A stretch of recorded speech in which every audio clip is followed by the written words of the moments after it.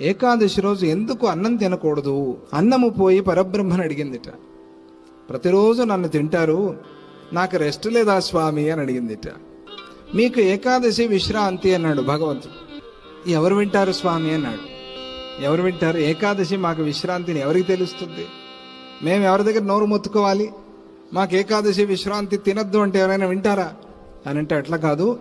ఈ రోజు నుంచి ఒక నియమము, ఏకాదశి తిథి రోజు సమస్త పాపాలు వచ్చి అన్నాన్ని ఆశ్రయించి ఉంటాయి.